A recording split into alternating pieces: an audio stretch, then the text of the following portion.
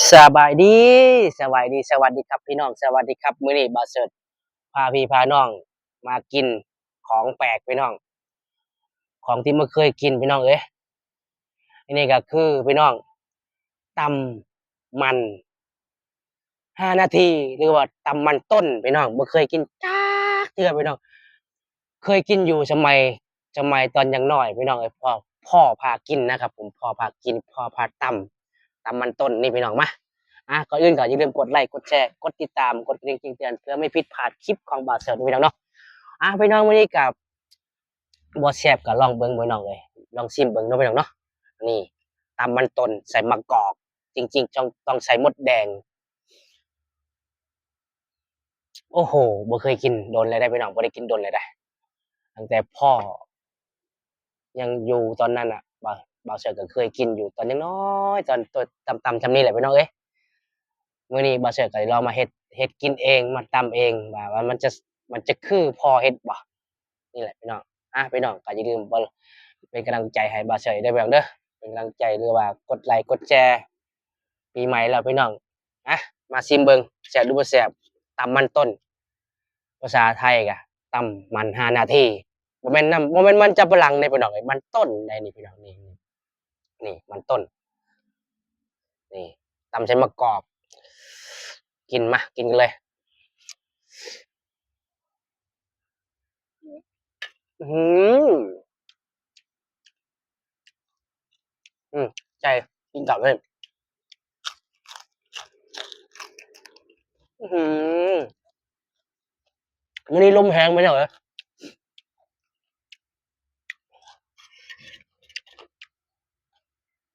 บักตัวผู้พี่น้องกระเจี๊ยบแซ่บๆเลยอืม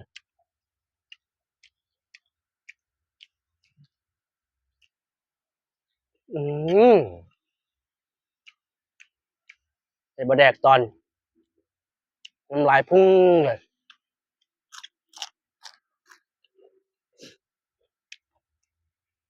ของแปลกพี่น้องของแปลกแซ่บได้พี่น้องเอ้ยอยากลองก็มาลองเด้อพี่น้องลองตำเบิ่งตำมันต้นอย่าไปตำได้มัน5 นาทีเด้อพี่น้องเมาเด้อพี่น้องเมาเด้อกินหลายบ่ดีมัน5 นาทีอะ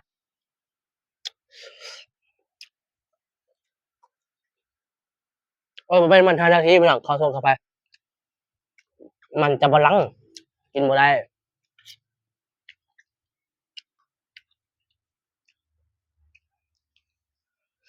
อื้อฮือถ้ามีหมดแดงนะแซ่บเลยแหละ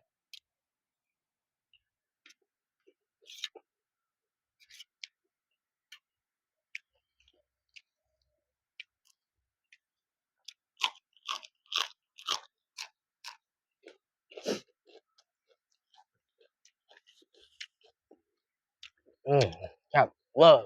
สุดยอดนี่กระเจี๊ยบ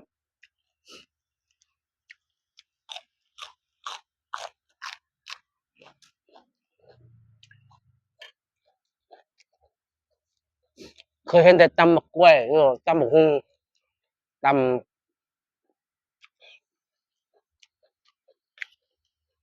แต่พี่น้องบ่เคยกินดอกพี่น้องเอ้ยนี่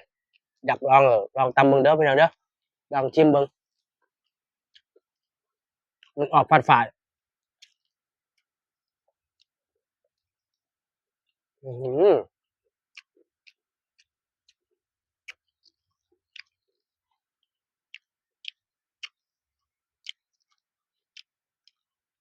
อยากให้เปรี้ยวก็ใช้มะนาวหน่อยหนึ่งเปรี้ยวจี๊ดเลยอะ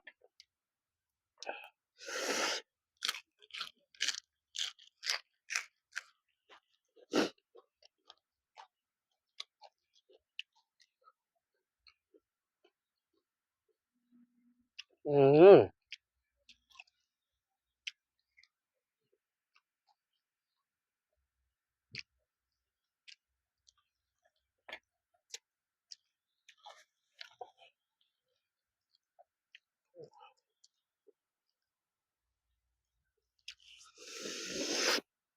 โอ้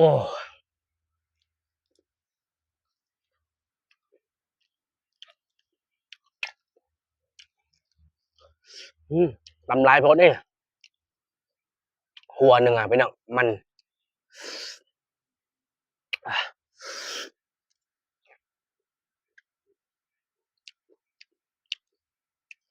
มันต้นจาก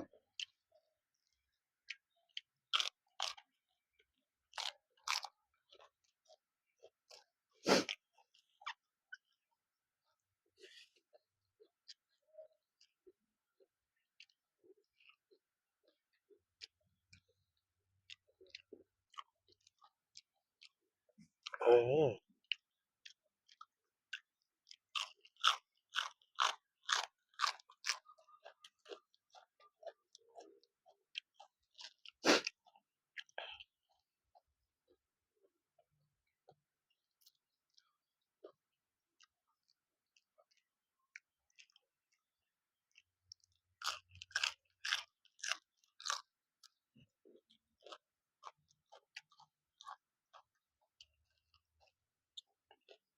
อืม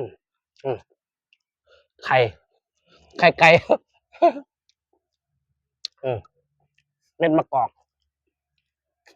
อืมอืม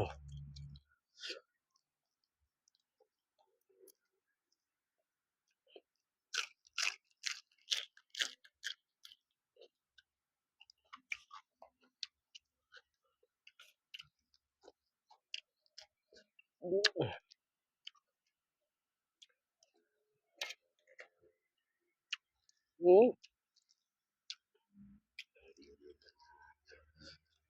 ร้านบะแดก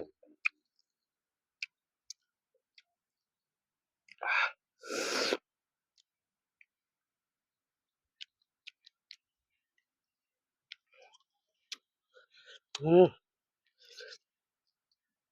อ่า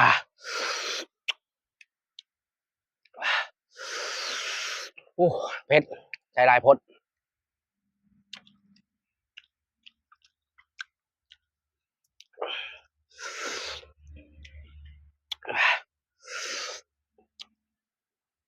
อ่ะโอเคพี่น้องคลิปนี้กะขอจบเพียงแค่นี้พี่น้องก็อย่าลืมกดไลค์กดแชร์กดติดตามให้เด้อพี่น้องเป็นกำลังใจให้บ่าวเชิญพี่น้องเนาะคลิปนี้ก็ขอให้อยู่ดีไม่แห้งขอให้สุขภาพแข็งแรงพี่น้องปีใหม่แล้วพี่น้องเนาะประชุม